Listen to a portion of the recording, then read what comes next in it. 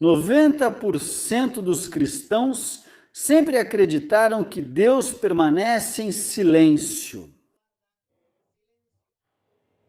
Mas 90% desses cristãos, desses crentes, acreditam que esse silêncio de Deus é um sinal de rejeição ou um sinal de ausência. Você já orou alguma vez e sentiu que sua oração não passa do teto? Você já orou por algo e não recebeu uma resposta imediata? Você não ouviu a voz de Deus? Talvez nem mesmo exista um texto bíblico onde você possa ver a resposta para essa oração, o conselho que você precisa. Muito bem, pensar que Deus nos rejeitou, ou que o silêncio de Deus significa ausência, é um erro que pode estar matando a nossa fé. E você hoje, nesse não, mesmo que não possa ver, eu sei que está orando. Por isso, o que estamos prestes a descobrir na palavra de Deus não é um clichê religioso, porque nos ensinaram a fazer orações religiosas. Até mesmo no cristianismo aprendemos a fazer orações religiosas, orações que não passam do teto. O Senhor Jesus Cristo ensinou aos seus discípulos como orar, não ensinou uma oração. Quantos de nós pensamos que o Pai Nosso é só mais uma oração? E não é uma oração, é um modelo de oração. Veja, é o protocolo exato da resistência que manteve Jó de pé quando todo o céu ficou em silêncio. Quantos já leram o livro de Jó? Você percebe a ausência de Deus de uma forma catastrófica. Porque não é só a ausência, mas também o caos em que Jó está. Chegam notícias muito fortes. A morte de seus filhos, a perda de suas riquezas e sua esposa, lhe diz: você ainda mantém sua integridade? Amaldiçoe seu Deus e morra. E então vem uma doença. Tudo isso aconteceu com Jó. Então, se você está talvez passando por uma dificuldade e pensa que Deus não te ouve, ou pensa que Deus está em silêncio. Inclusive, é importante entender essa mensagem, porque tenho certeza de que se você se distrair ou pular, um desses pontos que vamos ver hoje, porque aqui vamos entender o que é o peso da prova. Vamos derrubar o que é a estabilidade emocional, porque por causa disso é que nós, ou 90% dos cristãos, acreditam que Deus não os ouve e acreditam ou sentem a ausência de Deus. Vamos destruir essa estabilidade emocional, porque Deus não trabalha nas emoções, porque as emoções são superficiais. Deus quer trabalhar naquilo que Ele estabeleceu em nosso próprio ser, o nosso espírito. A Bíblia diz em Tessalonicenses que todo o nosso ser, espírito, alma e corpo sejam guardados irrepreensíveis, e é isso que nós precisamos, para não dizer Deus não me ouve, Deus se esqueceu de mim. Eu não sinto a presença de Deus. Eu já não quero mais ir à igreja porque não sinto a presença de Deus. Por isso, eu o encorajo a se manter atento, porque nos próximos minutos a própria Bíblia vai revelar e vai te mostrar a forma correta de enxergar o seu deserto. Há muitas pessoas que passam por desertos. Muitas pessoas enfrentam momentos difíceis. Por isso digo, mantenha-se acordado.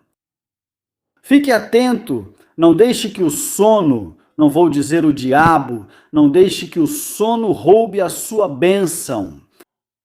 E vamos fazer um diagnóstico de alta tensão. Quebrando o mito do eu já sei.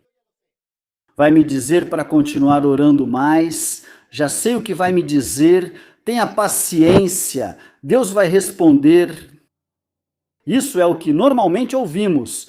Tenha paciência que Deus vai responder, mas isso soa muito psicológico.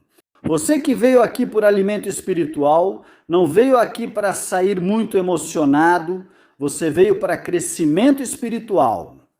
O silêncio não é uma pausa pacífica, nem é uma trégua. É uma prova de uma carga estrutural, cultural.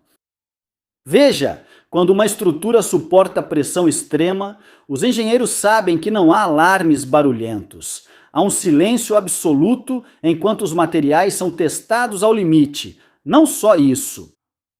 Um professor de escola, quando aplica uma avaliação aos seus alunos, não há murmúrios, não há gritos, não há chamada de atenção, tudo é um silêncio.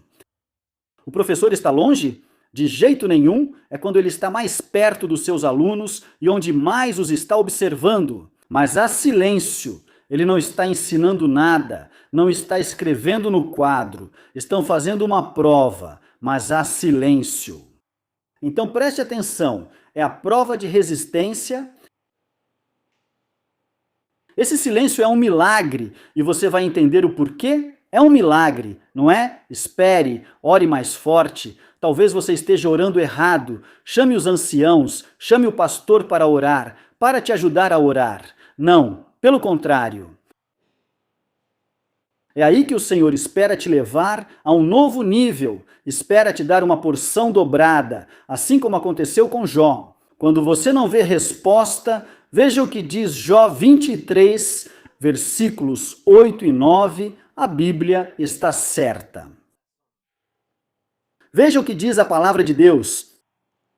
Aqui, eu irei para o Oriente e não o encontrarei.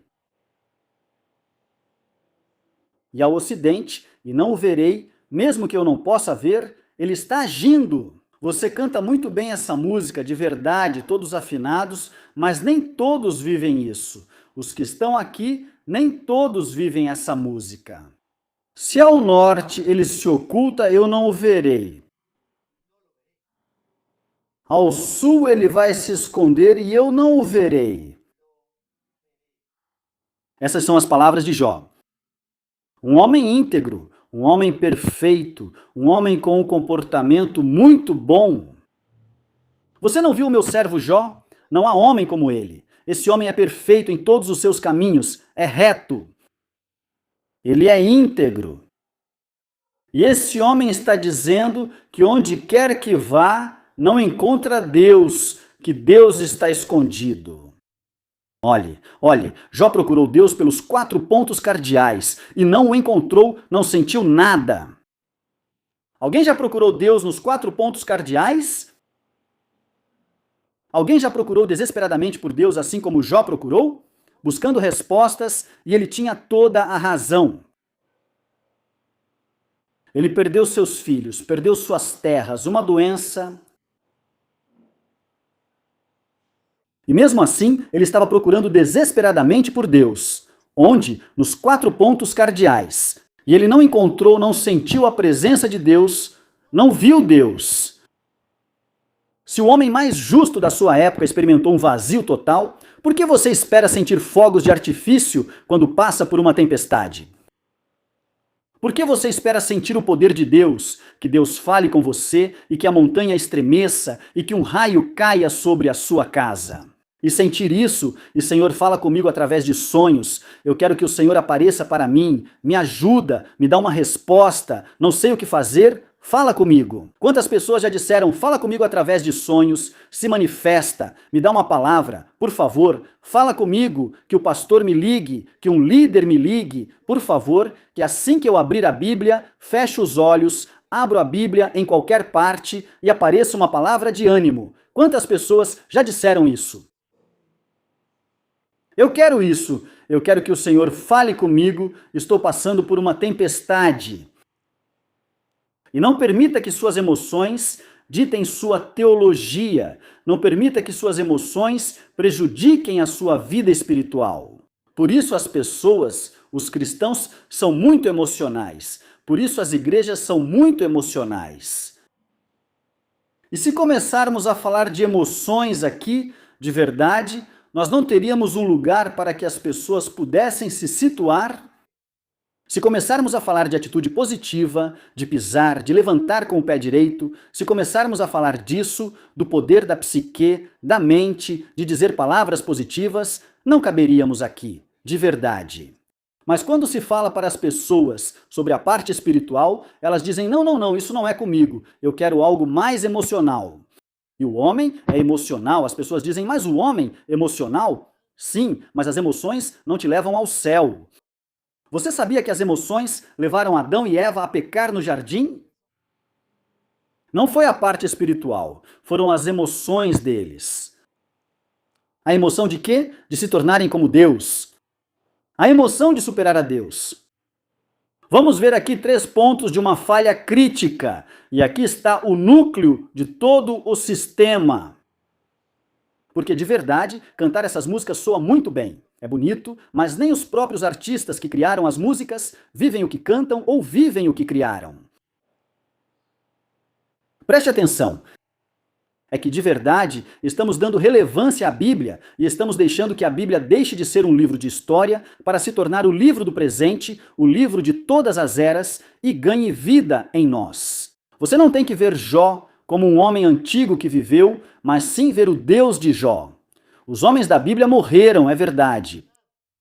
O Senhor disse a José: meu servo Moisés morreu, mas levante-se, esforce-se, seja corajoso, porque mesmo que os homens da Bíblia tenham morrido, as promessas de Deus não morrem.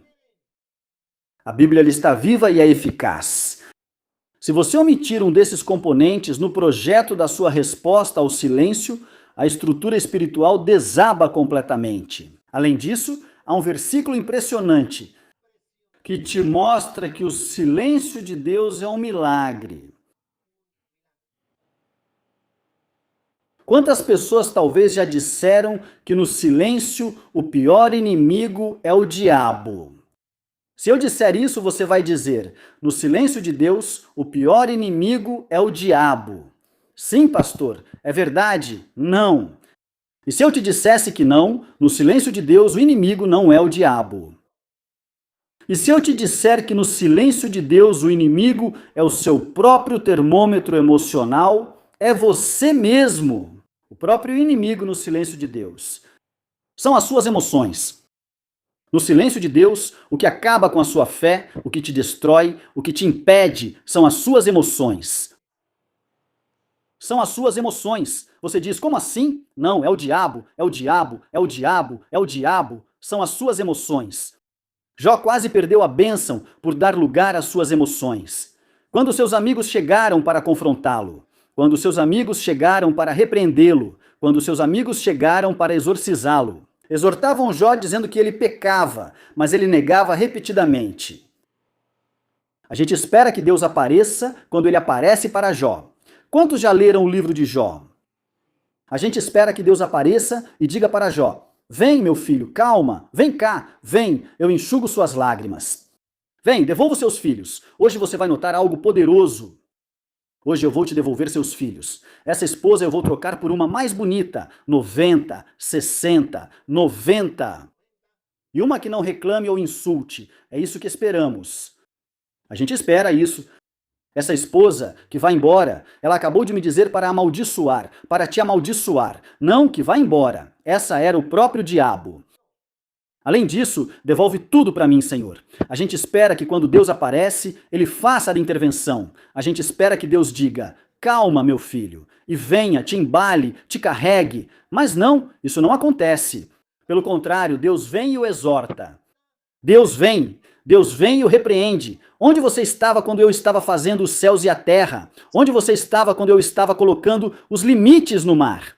Você não viu os cristais da neve? Você não viu as constelações? A Ursa Maior, Órion, as Pleiades. Você não viu isso? Onde você estava? Será que você consegue controlar os animais mais ferozes do mundo? Será que você consegue colocar uma coleirinha neles e levá-los como se fossem seu animal de estimação? Não, né? Uau! Após tudo isso, esperamos que Deus o abrace. E não é que Deus não nos ame tanto. E por que ele aparece desse jeito? Se meu pai ou minha mãe me encontrassem por aí machucado, como eles me receberiam? Eles iriam te curar. Mas espere. Se você percebe que suas emoções jamais conseguirão encontrar Deus, porque você rebaixa Deus ao nível de como é seu pai, de como é sua mãe. E a Bíblia diz que mesmo que seu pai e sua mãe te abandonem, o Senhor ainda assim vai te acolher. O amor de Deus supera o amor do seu pai e da sua mãe. Você espera que ele seja carinhoso como seus pais, mas o amor de Deus vai além disso. Você pode amar muito o seu filho, mas nunca vai amá-lo como Deus o ama. Por isso que muitas vezes os pais não permitem que seus filhos cheguem à igreja, porque eles mesmos são a pedra de tropeço por serem emocionais, porque não deixam Deus tratá-los e têm medo da forma como Deus os trata, porque pensam que Deus vai destruí-los. Aí você já está duvidando do amor de Deus. Aí você já está duvidando do amor de Deus. Veja o que Jó 23:10 disse. Isso é lindo, eu gosto disso. Mas ele conhece o meu caminho. Ele me provará e eu sairei como ouro, no meio da angústia. Isso está no capítulo 23. Jó tem 40 capítulos. No meio da angústia, no meio da dor, ele diz, mas ele conhece o meu caminho. Deus conhece nosso caminho melhor que ninguém, assim como o de seus filhos e do seu esposo. Deus conhece perfeitamente a sua família, mas Ele conhece o meu caminho. Ele vai me provar e eu sairei como ouro. Essa é a certeza, é convicção. O que Deus pode fazer? Quantos aqui podem dizer, Deus conhece meu caminho? E Ele vai nos provar. Tudo o que você viveu, ainda que tenha sido difícil, por que você não considera que isso é uma prova para te levar a um nível maior de espiritualidade, de maturidade? Isso é um milagre. Mas Ele conhece o meu caminho. Deus guarda silêncio. Mas esse silêncio não significa a ausência de Deus. Olhe, Jó não sentia Deus. E a Bíblia diz isso. Você acabou de ler que ele foi para o norte, para o sul, para o leste e para o oeste, e não encontrou Deus, nem o viu. Jó não sentia Deus, mas sabia quem ele era.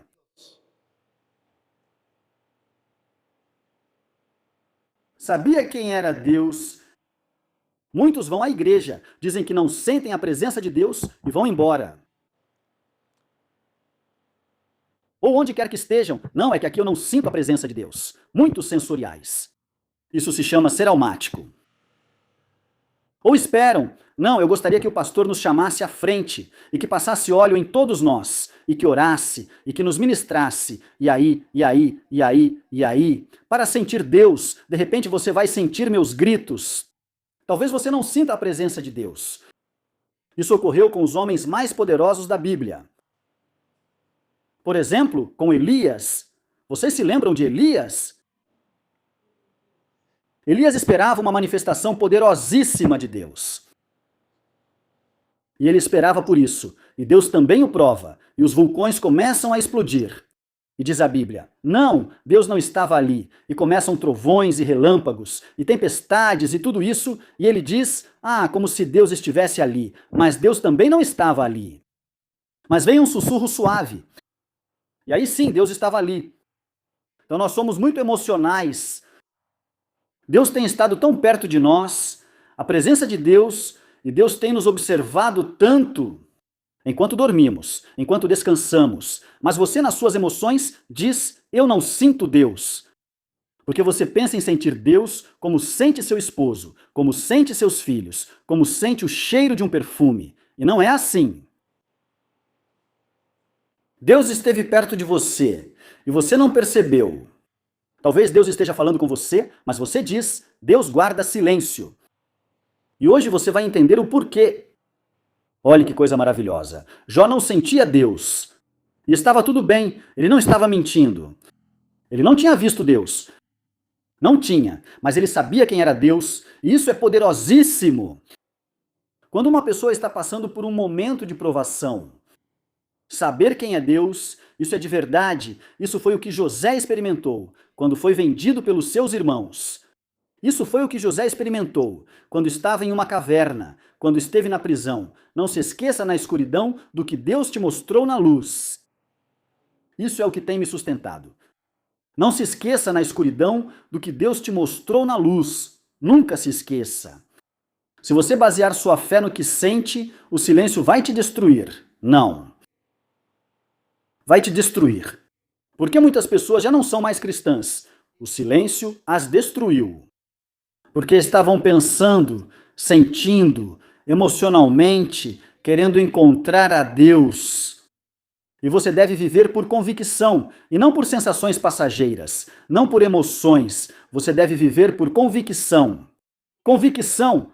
O que é isso? Convicção e a convicção. Mesmo que você pare, parece que fosse. Almático ou emocional. A convicção é espiritual. Quando você tem convicção em Deus, tem que ser espiritual, não tem que ser emocional. Porque os sentidos, quais são os 5 sentidos? Quais são? Nariz, olhos, boca, ouvidos, assim para que todos entendam. E tudo isso tem a ver. Os 5 sentidos têm a ver com algo palpável, algo que eu possa tocar, algo que eu possa cheirar, algo que eu possa ouvir, algo que eu possa ver, certo? Percebe? E a convicção? Diz a Bíblia, a fé vem pelo ouvir, e o ouvir pela palavra de Deus. Mas a Bíblia também diz que é estar convencido de que algo existe. Mesmo quando você não pode ver, seus sentidos não servem absolutamente para nada. Quando se trata de entender, de sentir, de experimentar a Deus. A convicção não é emocional, a convicção é espiritual. Não funciona por sensações, não funciona por emoções. Jó. Por que ele conseguiu permanecer tão firme? Por que ele não insultou a Deus? Por que ele não amaldiçoou a Deus? Se ele não encontrou Deus em tudo o que fez, por que não amaldiçoou? Porque Jó sabia quem era Deus. Deus. Você sabe quem é Deus? Você pode conhecer uma denominação? Não, a Assembleia de Deus. É uma igreja, que não sei o quê. Você pode conhecer uma denominação, uma religião. Você pode talvez defender sua posição, sua crença, sua doutrina. Mas você sabe quem é Deus? Isso é espetacular, por isso a Bíblia diz, e Jó não pecou em toda essa prova, em todo esse processo, já que existe um instrumento de navegação obrigatório. Hoje em dia, todo mundo depende do GPS, e eu posso ir a qualquer lugar de Medellín e do mundo inteiro, e dirigir para onde quiser. Dirigir em Roma, dirigir lá na China, com um bom GPS, um bom mapa instalado. E você vai tranquilo. Você e tudo, você não se perde de jeito nenhum. Para mim isso é suficiente, não preciso de guias que me levem, nem que me tragam. Fácil. Com isso é facinho, suficiente. Agora os celulares leem em outros idiomas, então eu vou, com isso é suficiente, não me perco, mas preste atenção nisso, muita atenção nisso. Isso acontece com os pilotos, por exemplo, quando tem neblina. Às vezes eu oro muito para que não tenha neblina quando eu tenho que pousar em pasto. Quando um piloto entra em uma tempestade cega, às vezes a gente vê os pilotos e eles parecem bem tranquilos, tipo neblina, seja o que for, seja uma nuvem densa, eles nem se preocupam, não sentem absolutamente nada, não veem nada lá fora.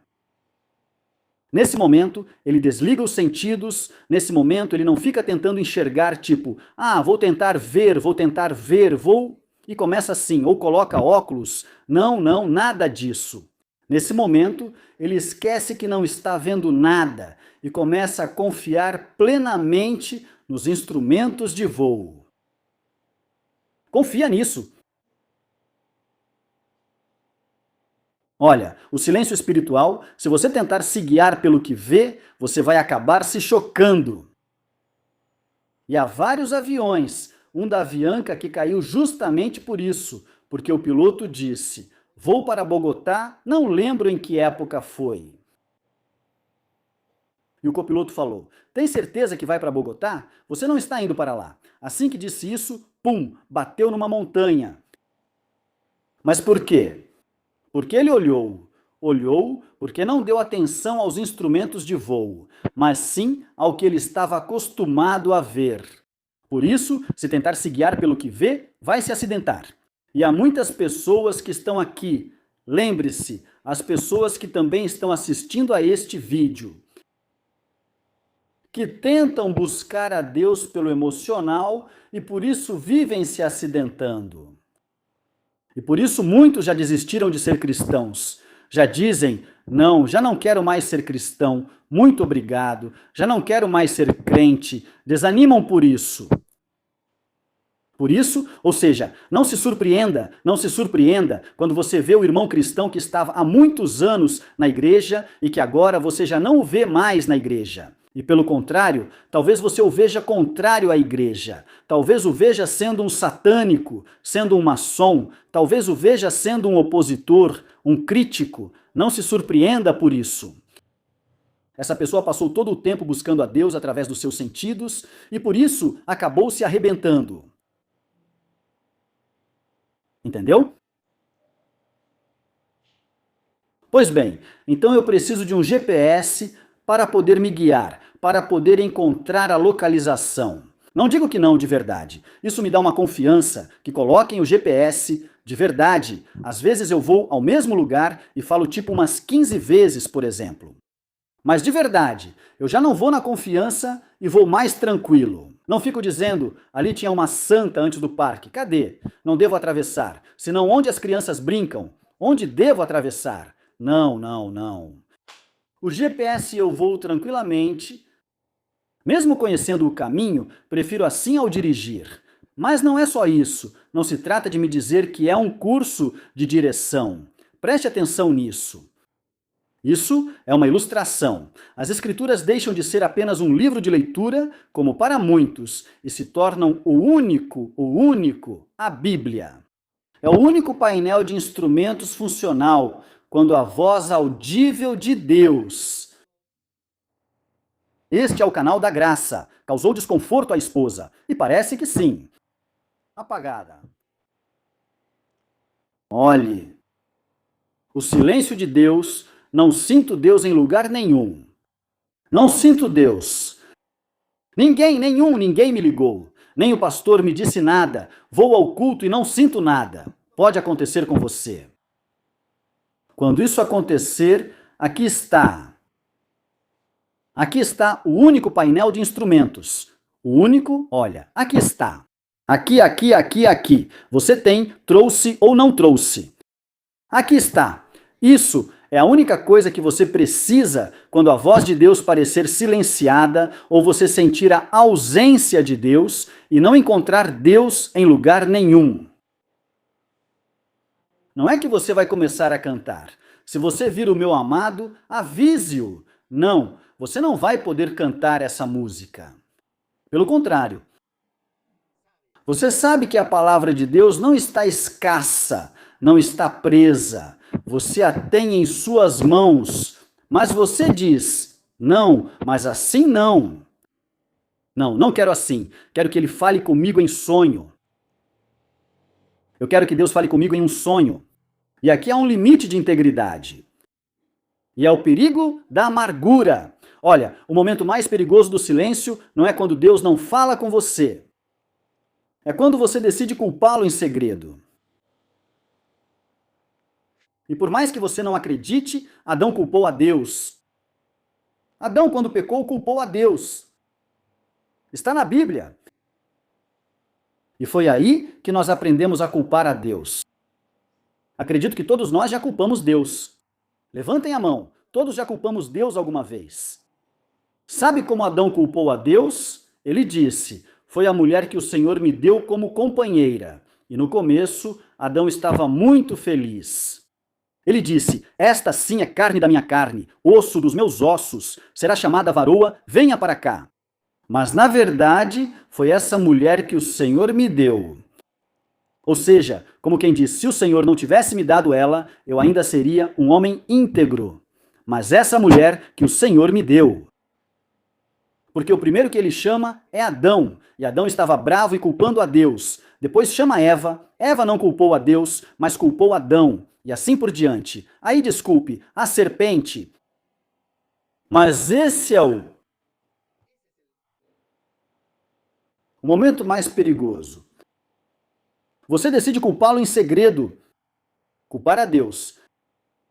Veja o que diz Jó 2:10. É curto, mas muito poderoso.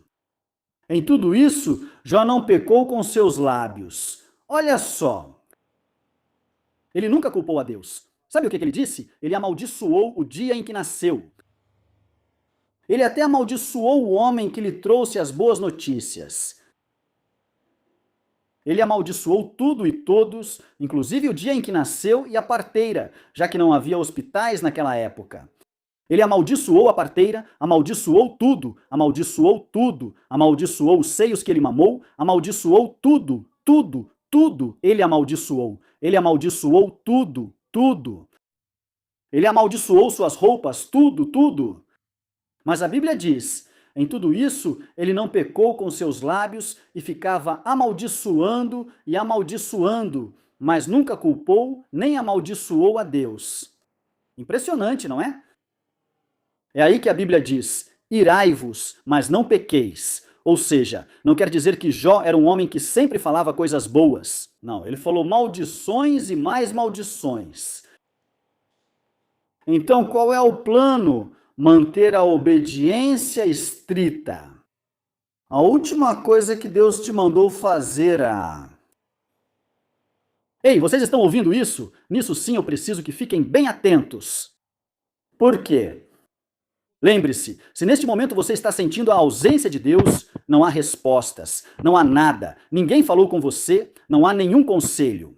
Lembre-se da última coisa que Deus mandou você fazer. A última coisa que Deus te disse, seja pela Bíblia, seja através de alguém, um conselho, a última coisa que Deus mandou você fazer, o que Deus te disse para fazer, isso só você sabe, não me pergunte, depois fica comentando. Pastor, qual foi a última coisa que Deus mandou fazer? Só você pode responder isso. Você ri, mas já tive que lidar com umas coisas. O que foi a última coisa que Deus te mandou fazer? O que? Obrigado. Preste atenção, mesmo quando parecer que ele se foi, cruzar a linha da amargura é destruir a ponte até você. Milagre! Entendendo Jó, entendendo esse personagem, eu vejo na Bíblia, vamos colocar esse texto. Vamos colocar o texto de Jó, onde o Senhor dá a Jó o dobro de tudo o que ele perdeu. Vamos colocar esse texto onde Deus dá a Jó o dobro de tudo o que ele perdeu. Isso também está em Jó, obviamente. Vamos ver Jó, capítulo 42. Versículo 10, diz a palavra de Deus assim: Deus restaurou Jó e lhe deu o dobro de todas as coisas que ele tinha perdido. Deixou. Agora vamos ver quais coisas Deus devolveu para ele. Veja, o que ele lhe deu? O que a Bíblia diz que ele devolveu? Vamos ver os versículos do 10 ao 12. Quantas ovelhas Jó tinha? Quantas ovelhas Jó tinha? Ei! Quantas ovelhas Jó tinha? Quantas? Quantos cristãos há aqui nesta manhã? Nenhum. Não há cristãos. Quantas ovelhas Jó tinha? Quantas ele tinha? 7.000. Tinha Jó. Depois teve 14.000. Quantos camelos? Ter camelos era como ter carros, caminhonetes. Quantos camelos Jó tinha antes? 3.000. Depois teve? Exato. Nem mais nem menos. E eu acredito na Bíblia. Eu acredito na Bíblia. Quantos bois Jó tinha? Era como ter caminhões hoje, ou seja, mulas. Quantos? Tinha quantos? 500. E quantos bois ele chegou a ter? 1000. Quantos pares de bois? Bois ele teve 500 e pares? 500. A Bíblia diz que Jó tinha quantas jumentas? Quantas jumentas ele tinha? 500 eram 1000 bois e depois ele chegou a ter 2000 bois. Quantas jumentas ele tinha? 500, depois chegou a ter 1000 jumentas. Nenhuma a mais. Não diz 999, não fala assim, né? Aqui vai uma pergunta muito forte. Quantos filhos Jó tinha? 7 filhos e 3 filhas. Quantos filhos ele teve depois? 14 filhos? Não é isso que diz. Ei, vocês estão acordados ou não? Preste atenção, estou perguntando quantos filhos Jó tinha? Filhos, homens. 7. Quantos filhos ele teve depois? 14. Tem certeza? Tem certeza de quantas filhas Jó teve? E depois ele chegou a ter? Mentira! Leia na Bíblia. Ei, mostre para eles na Bíblia. Ei. Teve 7 filhos e 3 filhas. Os filhos dele não foram duplicados. Ou seja, Deus parou na metade aí, né? Sabe por quê? Porque Jó nunca perdeu seus filhos. Os filhos nunca se perderam. Morreram sim. Mas diz a Bíblia que Jó orava por seus filhos. Os animais se perderam porque quando um animal morre, ele se perde. E não tem alma não, só tem espírito, morre. Os animais se perderam, as jumentas se perderam, as juntas de bois se perderam, tudo isso se perdeu. Por isso Deus devolveu, mas não devolveu os filhos dele, porque Jó nunca perdeu seus filhos. Nunca os perdeu. Impressionante isso, né? Ele voltou a ter 7 filhos e voltou a ter 3 filhos, 3 filhas, porque Jó nunca perdeu seus filhos. Porque quando uma pessoa morre em Cristo, ela não se perde. Eu sei que você vai dizer, mas nesse tempo Cristo. Mas lembre-se que eles eram filhos de um homem íntegro, que fazia orações, inclusive fazia sacrifícios pelos próprios filhos. E talvez até este ponto você acreditou que Deus se cala, não é? Mas aqui está a prova desse silêncio como um milagre. Talvez você olhe para o outro lado com indiferença. E talvez você esteja pensando em insultar a Deus. Mas lembre-se que Deus é soberano. E aqui tem um texto que eu gosto muito. A Bíblia diz em Sofonias 3, 17, e você também sabe cantar. Mas com os lábios você me honra, mas o seu coração está longe de mim. Veja o que diz a Bíblia. Jeová está em seu meio. Poderoso. Ele salvará. Ele se alegrará por você com alegria. Ele ficará em silêncio por amor. Amém. Ele se regozijará por você com cânticos. Eu gosto disso. As pessoas que se distraíram, eu gosto disso. Olhe o que a Bíblia diz.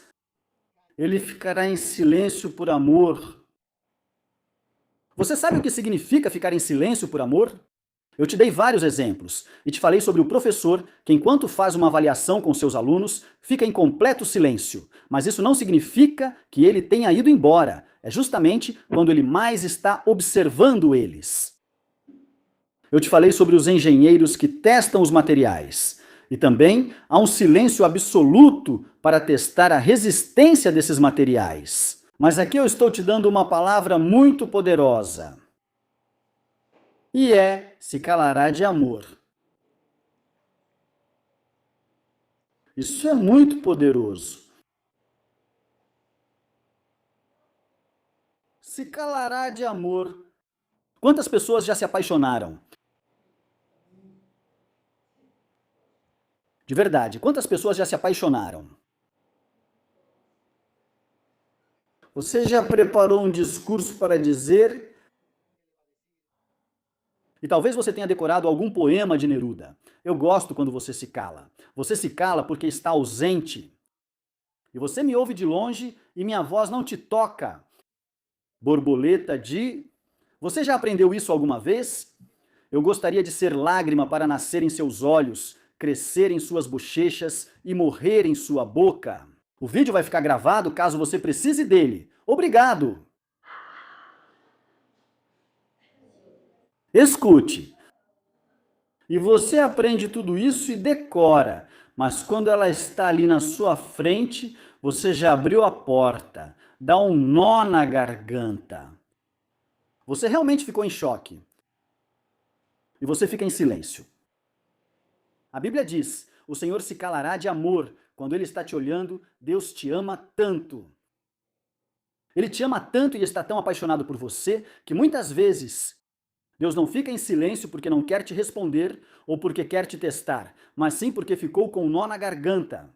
E Ele decide não falar com você, nem te responder, mas apenas te contemplar. Você nunca pensou nisso? Este texto diz: Jeová está em teu meio, poderoso. Ele salvará. Está falando de alegrias. Ele se alegrará por você com alegria. Ficará em silêncio por amor. Nesse momento, quando ele fica em silêncio por amor, é quando dá um nó na garganta. Na garganta porque está apaixonado e não consegue expressar nada a você, mesmo sendo Deus. E se regozijará em você com cânticos. Veja, no idioma original, quando o texto diz ficará em silêncio por amor, não está falando de um Deus mudo e distante. Se você olhar o contexto, está descrevendo a cena de um esposo, de um noivo que está emocionado e que está tão consumido pela beleza e pelo valor de quem ama, que fica sem palavras. Esse amor é sentido não só por apaixonados, mas também no amor de um pai por seu filho. Quando ele é pequeno e o pai vê o seu rostinho, e vê o rostinho dele, vê os olhinhos dele, e diz: não, eu quero que você fique quietinho, não quero que você se mexa tanto, porque eu só quero te contemplar. Não sei se isso já aconteceu com você. Pois comigo já aconteceu. Mesmo que seu filho tenha sido do jeito que for, feio e tudo mais, aí cada um sabe. Mas não sei, comigo acontecia que eu ficava olhando minha filha enquanto ela dormia. Porque quando ela acordava, ela se descontrolava totalmente. Eu queria mantê-la quieta para poder contemplá-la. É esse amor. Fica sem palavras. Você não acha isso lindo? Quando uma mãe contempla de madrugada o berço do filho doente. Às vezes não sai som nenhum. Não é por falta de cuidado, mas porque o amor que sente é tão profundo e feroz que as palavras sobram. Mesmo que você não acredite, Deus também contempla. Deus também fica sem palavras. A Bíblia diz que Jesus chorou, e embora não seja o menor texto da Bíblia, Jesus chorou. Muitos dizem não, é que Jesus chorou por causa da incredulidade, é que Jesus... Não, Jesus chorou porque ele amava Lázaro. Simplesmente isso. No silêncio de obrigado. Obrigado. Na sua aprovação, muitas vezes você acha que Deus é um juiz que dá a sentença e fica quieto. Mas não, tudo é silêncio e eu estou analisando para dar a sentença. Não veja Deus como um juiz dando sentença, ou talvez muitas pessoas digam que esse silêncio é porque eu pequei demais. Esse silêncio é porque eu sou um incrédulo. Mas é o silêncio de um Deus que te olha fixamente, profundamente apaixonado, te sustentando no meio do fogo. É esse silêncio de Deus. Porque Deus vem e não fica apenas contemplando, nem acariciando Jó. Porque enquanto Jó estava passando por esses momentos de provação, o Senhor estava manifestando seu amor através do silêncio. Isso é impressionante. Você não viu o meu servo Jó? O Senhor, o Deus que criou os céus e a terra, estava se orgulhando de uma criatura. Ele se orgulhava e dizia: Você não viu meu servo Jó? Quantos de vocês, pais, dizem: Olha, meu filho se formou? Meu filho é isso, meu filho se saiu bem, meu filho foi bem nas provas. Olha, meu filho fez tal coisa. Quantas pessoas exaltam isso? Meu filho isso, meu filho aquilo. Mas que Deus exalte alguém já é outra coisa. Você não viu meu servo? Ele o mostra a Satanás, o homem que esteve lá, no jardim do Éden celestial, o homem cuja veste era de pedras preciosas, o homem que supostamente entoava o louvor. Para esse homem, ele disse: Você não viu o meu servo Jó? Como quem diz: Olha, você foi tão perfeito, Satanás, mas não chegou a ser como o meu servo Jó. Lá tem. Será que Deus pode fazer isso com você e dizer para Satanás: Satanás, olha, você foi tão perfeito, mas não é como o meu filho? Veja, a maioria espera que no final da prova Deus apareça para dar explicações de por que permitiu esse sofrimento, e cada pessoa espera isso.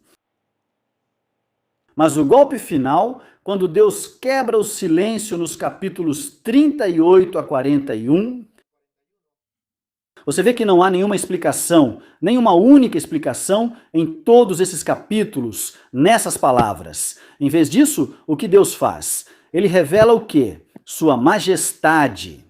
Por quê? Por que Deus revela sua majestade? Porque o objetivo do silêncio de Deus não é te dar uma justificativa intelectual, de forma alguma. Você com certeza vai ter que assistir a esta mensagem de novo. Sabe para que é? Para te levar a um nível de maturidade onde você entende que a presença de Deus é infinitamente maior do que a resposta de Deus.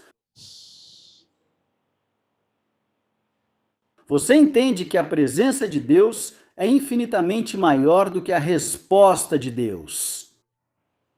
Aí está a majestade de Deus. Você não precisa entender o plano de Deus, só precisa confiar no Deus do plano. Esqueça o plano de Deus. Quando Deus mostrou um sonho para José, ele não mostrou um mapa. Ele não mostrou um mapa e não disse: não, olha, vão te vender, ali vão te prender, ali uma mulher vai te acusar de tentar abusar dela. Não, fique você com o seu sonho. Eu não vou, eu não, obrigado, não. Deus mostrou e disse: você será o governador de todo o Egito e seus irmãos, que agora te odeiam, se curvarão diante de você. E só isso. Somente Deus lhe mostrou um sonho. Depois foi embora, tchau, pronto. Nunca mais sonhos, nada. Mas ele não sabia que teria que estar numa caverna. Quando ele estava em uma caverna, ele dizia: não, esse não é o sonho de Deus. Eu não estive em uma caverna. Quando ele esteve na prisão, ele disse: não, o sonho de Deus não era uma prisão. Até que aos 30 anos, Deus o levantou e cumpriu o sonho. Mas esses eram os passos que ele precisava seguir, mas não estavam no sonho, que levaram José a dizer, como diz a Bíblia, e a presença de Deus nunca se afastava da vida de José. Aqui Deus te deu uma resposta completa. Não confie no plano. Confie no Deus do plano, aquele que tem o plano. E você não precisa ver Deus. Se você sabe quem é Deus, você poderá chegar, obrigado, a esse final que Deus determinou para você. Obrigado. A todas as pessoas que se conectaram, eu incentivo vocês a curtirem e compartilharem este vídeo. Deus abençoe vocês. Obrigado.